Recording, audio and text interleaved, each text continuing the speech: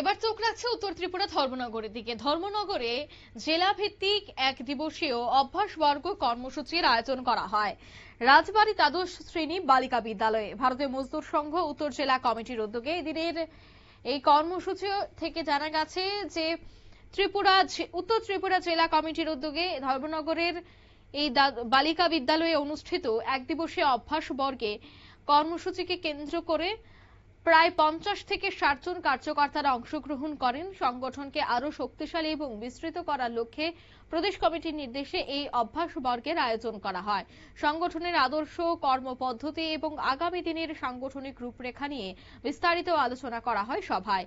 নেতৃত্বের বক্তব্যে জানানো হয়, কর্মীদের সঠিক দিশা প্রদান এবং সংগঠনকে আরো সুসংগঠিত করতেই এই ধরনের প্রশিক্ষণমূলক বৈঠকের আয়োজন করা হচ্ছে। জানা গেছে, এই অভ্যাসবর্গ কর্মসূচির প্রথম আয়োজন উত্তর ত্রিপুরা জেলায় শুরু হয়েছে।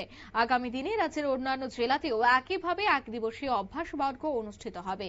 অনুষ্ঠানে উপস্থিত ছিলেন ভারতীয় মজদুর সংঘের প্রদেশ সভাপতি দেবশ্রী কলই সহ অন্যান্যরা। আজকের এই অনুষ্ঠান থেকে ভারতীয় মজদুর সংঘের রাজ্য প্রদেশ সভাপতি দেবশ্রী কলই কি বলছেন শোনাবো।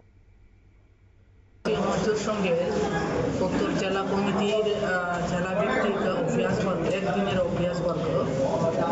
এখানে সংগঠনের বিভিন্ন নিয়ম নীতি, সংগঠনের নীতি, উদ্দেশ্য, বৈশিষ্ট্য, এই সমস্ত বিষয় নিয়ে কার্যকর্তাদের ধারণা দেওয়া এবং সংগঠন যদি সঠিক দিশায় পরিচালনা করতে হয় তাহলে তো কার্যকর্তার অভ্যাসবর্গ অতি গুরুত্বপূর্ণ।